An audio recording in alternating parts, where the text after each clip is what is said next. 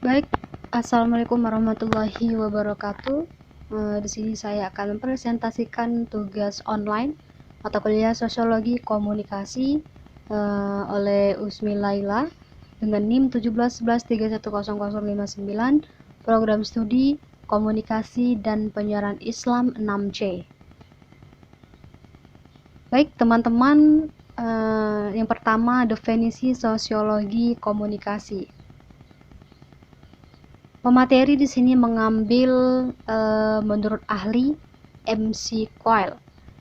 Menurut MC Quayle, pengertian sosiologi komunikasi adalah berlangsung hubungan interaksi sosial dalam masyarakat yang cakupannya luas, seperti halnya menggunakan media massa. Hubungan tersebut berlangsung dalam jangka waktu tertentu, sehingga menjadi sangat berpengaruh dalam masyarakat. Kemudian di sini pemateri mengambil konsep sosiologi komunikasi, di mana konsep tersebut terbagi menjadi beberapa poin. Yang pertama adalah sosiologi, merupakan suatu kajian tentang kemasyarakatan dan pola hidup hingga gejala-gejalanya.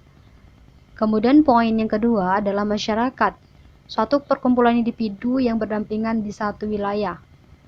Kemudian komunikasi, merupakan suatu informasi yang terdapat unsur informan, pesan, dan receiver.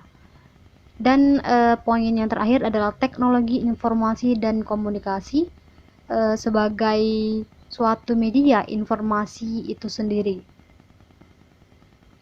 Kemudian pemateri juga menyampaikan bagaimana pentingnya kajian sosiologi komunikasi. Terdapat juga beberapa poin. Yang pertama ada media massa. Nah, dengan mempelajari sosiologi komunikasi ini, kita bisa dalam media massa kita bisa mempelajari hubungan antara media massa dan masyarakat. Bagaimana dampak penyebaran informasi lewat media massa pada kehidupan sosial. Kemudian, poin yang kedua adalah media sosial. Nah, mempelajari dampak arus informasi yang disebarkan melalui media digital pada masyarakat. Dan poin ketiga, budaya pop. Nah, dengan adanya budaya pop ini kita bisa mempelajari bagaimana proses penyebar luasan culture populer yang menjadi konsumsi publik lewat peran media seperti musik dan film serta aktor. Kemudian poin yang keempat, teknologi informasi dan komunikasi. Bisa mempelajari dampak sosial dari perkembangan teknologi dan informasi itu sendiri. Dan kemudian poin yang terakhir yaitu interaksi sosial. Bagaimana mempelajari pola interaksi sosial yang terbentuk dari masyarakat. Baik, di sini juga pemateri mendiskusikan tentang perkembangan sosiologi komunikasi di era digital. Nah, di sini pemateri mengambil poin yang pertama yaitu gaya hidup digital. Nah, gaya hidup digital ini merupakan sebuah fenomena bagi masyarakat milenial. Hal ini menjelaskan bahwasanya gaya hidup digital merupakan revolusi gaya hidup, bahkan bisa menjadikan budaya hidup akibat perkembangan teknologi informasi dan komunikasi yang semakin pesat. Dengan menggunakan peralatan digital, pekerjaan dapat dilakukan dengan lebih efisien, dalam arti menghemat biaya dan juga waktu.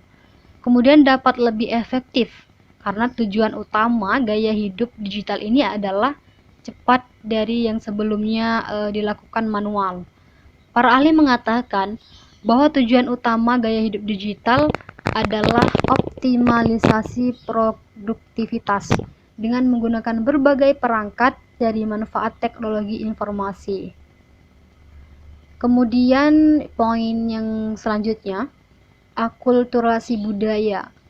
Nah, dengan sentuhan teknologi informasi saat ini, yang ada merupakan fenomena pendorong perubahan tersebut, di mana kebebasan personal dalam menyampaikan ide, kritik, saran, dan bahkan bisa juga hujatan sering dijumpai atau kita temui di setiap jam dan hari melalui berbagai varian media yang digunakan masyarakat atau individu.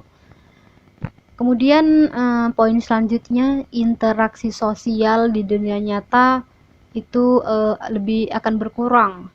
Nah, dan hal ini akan membentuk pola hidup masyarakat yang semakin tertutup atau individualis. Dengan berkembangnya zaman dan teknologi informasi dapat memberikan dampak dan perubahan yang sangat besar di dalam kehidupan masyarakat. Salah satu contohnya adalah media massa yang mulai mempengaruhi pola hidup masyarakat.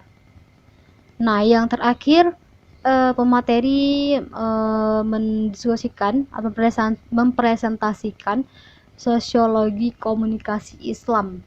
Di sini pemateri mengambil teori konflik. Banyak sosiologi komunikasi di dalam sosiologi komunikasi itu banyak beberapa teori. Namun di sini pemateri mengambil teori konflik. Nah, teori ini melihat komunikasi sebagai elemen yang mengandung kepentingan. Komunikator merupakan aktor yang menyampaikan kepentingannya. Berbagai macam kepentingan aktor bisa terbentur atau mencapai konsensus melalui proses komunikasi. Teori konflik mengasumsikan bahwa kepentingan diekspresikan melalui komunikasi.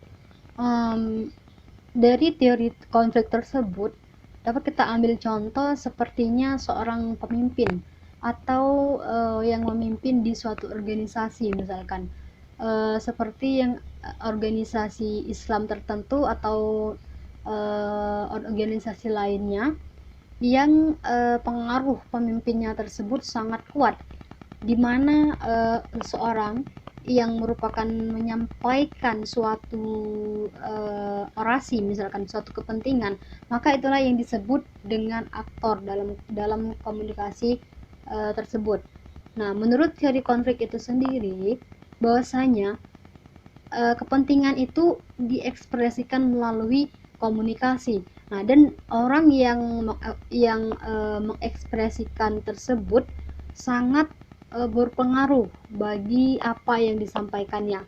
Nah, dalam teori konflik ini sendiri, seorang komunikator itu adalah panggung utama, seorang aktor utama. Apabila pesan yang disampaikan itu tersampaikan dengan baik, maka penyampaian dalam menyampaikan kepentingan itu akan tersampaikan dengan baik juga, sebagaimana teori yang didefinisikan dalam teori konflik ini.